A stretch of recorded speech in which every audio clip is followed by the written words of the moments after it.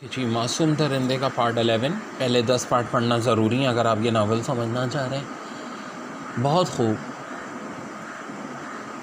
Rugby कोर्शियों के शाने पर हाथ मार कर हंसा। अब गुस्सा थोप दो और एक अच्छे दोस्त की तरह मेरी मदद करो। मेरी क्यों, अपनी भी अपने बच्चों को भी। इनका मुस्तकबिल शानदार होगा अगर ख़जाना हमारे हाथ आ गया। सोनिया ने देखा कि बात बिगड़ गई है तो ख़ुद भी रग्बी की हामी में लाने लगी। कोर्शियो उसे हैरत से देख रहा था लेकिन दखल अंदाजी नहीं करना चाहता था, इसलिए दूसरी तरफ देखने लगा। फिर तय पाया कि रात झोपड़ी में गुजारी जाए और सुबह होते ही वो मंजिल की तरफ तलाश में निकल खड़े हों। टोनी, कोर्शियो और सोनिया एक जगह सोए हुए थे। पता नहीं किस वक्त सोनिया को ऐसा महसूस हुआ कि जैसे कोई उसका गला घोट रहा है। किसी किस्म की जिद्दोजहद किए बगैर वो फर्श से उठती चली गई। एक हाथ मजबूती से उसके मुंह पर जमा हुआ था और शायद खुद किसी के कंधे पे थी। गाड़ी में रहे चलो, किसी ने आहिस्ता से कहा। और वो जिसने उसे कंधे पर उठा रखा था तेज़ी से चलने लगा।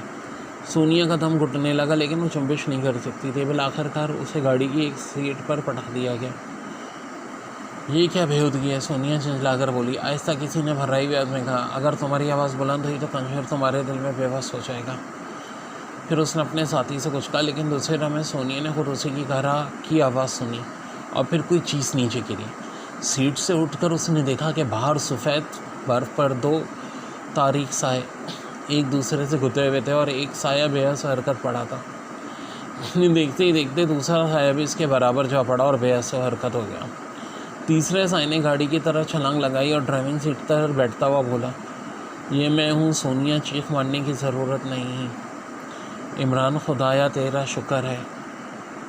फिर गाड़ी स्टार्ट हुई और तेज़ी से आगे बढ़ती रही। सोनिया दम बखुद थी, अब इस पर गशी तारी होने लगी थी। इमरान उसे आवाज़ें देता रहा लेकिन ये आवाज़ें बहुत दूर की मालूम हुई। फिर सब कुछ सन्नाटे में डूब गया।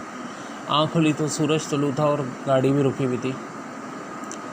खुद इस पर 3 अदद मोटे कंबल पड़े हुए थे और इमरान उस पर झुके हुए था। ओ तुम हो मासूम दरिंदे हो, मुस्कुराई। अब इतनी बेदर्दी का मुजाहरा भी मत करो, मैं तो एक बेसरर बेवकूफ़ आदमी हूँ। लेकिन तुम मुझे कहाँ ले जा रहे हो बेवकूफ़ आदमी, तो तुम ही बताओ कि आखिर कितना फासला तय गया। बस चलते ही रहे, अभी भी गाड़ी रोकी है। इन दोनों अहमकों ने हैरत अंगेज़ तौर पर मेरी मुश्किल आसान कर दी, लेकिन शायद खुश हमेशा के लिए दुनिया से रुखसत हो गए। तो क्या तुमने इन्हें मार डाला? सोनिया बुखला कर उठी। क्या करता, गाड़ी बहरहाल निकाल लानी थी और फिर मुझे गुस्सा भी आ गया था और तुम्हारे साथ इस किस्म का बर्ताव ना करते तो खैर बात दूसरी थी।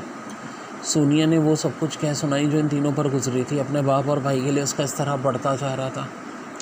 फिक्र ना करो, वो इन्हें कोई नुकसान पहुँचाए बगैर इधर आने की कोशिश करेंगे। पापा कोर्शियों की मदद के बगैर सचमुच याददाश्त कतई बेकार है। लेकिन हम कहाँ जाएंगे? मैं रग्बी के इस ख्याल से बिल्कुल मुतफ़िक़ हूँ कि तस्वीरों के 2 सेट तैयार किए गए थे। एक पापा कोर्शियों ने ज़ाया कर दिया और एक मेरे पास महफूज है। सोनिया गाड़ी से उतरकर चारों तरफ नज़र दौड़ाने लगी। कुछ देर बाद उसने कहा, मेरी समझ में तो कुछ नहीं आता। ठहरो, मैं वो तस्वीर निकालता हूँ। तुमने कहा था कि तुम दूर दराज के इलाकों में फिरती फिर रही हो, शायद इस नक्शे को तरतीब दे सको। बेफिक्री से काम करो, इनके पास ऐसा कोई ज़राए नहीं कि आसानी से पहुँच सकें। फिर वो गाड़ी में आ बैठी और इमरान ने तस्वीर जेब से निकाल कर उसके सामने डाल दी। वो देर तक इनका जायज़ा लेती रही, फिर इन्हें तरतीब देने लगी। साथ साथ भूख की शिकायत भी की जा रही थी और इमरान गाड़ी के पिछले हिस्से में गोल्ड बीफ के सैंडविच तैयार कर रहा था। कुछ देर बाद सोनिया ने ऊंची आवाज़ में कहा कि वो नक्शे को तरतीब देने में कामयाब हो गई है। उस खुशी में लो नाश्ता हाजिर है। इमरान ने नाश्ते की ट्रे के सामने रख दी। तुम भी तो मेरी फ़िक्र ना करो, ऊँट रेगिस्तान का जहाज़ है और मैं बर्फिस्तान का ऊँट हूँ। कई दिनों तक कुछ खाए बगैर भी ज़िंदा रह सकता हूँ, बस चंगम का स्टॉक होना चाहिए। उठने के बाद सोनिया की हिदायत के मुताबिक गाड़ी एक तरफ चल पड़ी। आखिर हम कहाँ ले जाएंगे इस ख़जाने को? रग्बी के साथियों में बराबर तकसीम कर देंगे। तुम यूँ ही मालदार हो और मैं अपने मालिक का शुक्रगुज़ार हूँ। तुम पता नहीं कौन और कहाँ से आए हो, तुम्हारी किसी बात पर यकीन नहीं आता। वो यहाँ पहुँचकर भी मुझ पर बेअतमादी का एहसास। मैं नहीं कह रही कि तुम धोखेबाज हो। वो ज़रा ठहरो, शायद हम इसी स्पॉट पर, वो देखो सामने वाली चट्टान की बनावट। तुम ठीक कह रही हो, यहाँ से शायद बाई जाने मुड़ना है। इमरान ने गाड़ी मोड़ कर कहा, तुम्हारी याददाश्त पर एतमाद किया जा सकता है।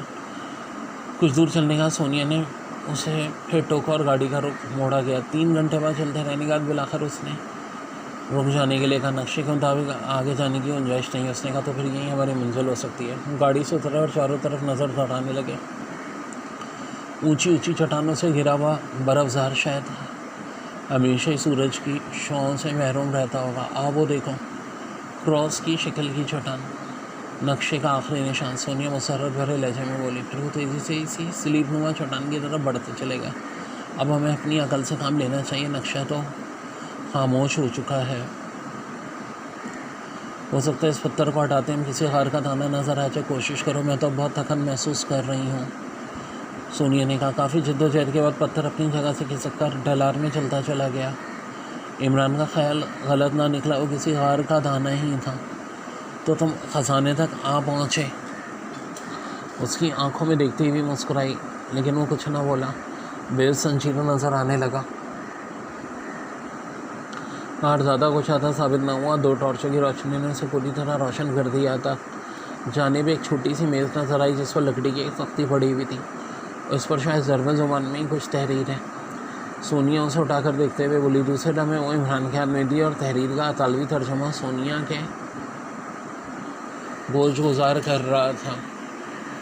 हेल हिटलर, जर्मनी हमेशा आबाद रहे। तादियों से जंग में हमारा पल्ला भारी है। जर्मनी की नुसरत का सामने एक भयानक असला पोशीदा है। यहाँ से बाएं जाने 10 कदम चलकर पत्थर की छोटी सी सील हटाओ। लेकिन ठहरो, पहले एक बात बतानी ज़रूरी है। असला उस वक्त के लिए जब जर्मनी की सारी उम्मीदें टूट जाएं।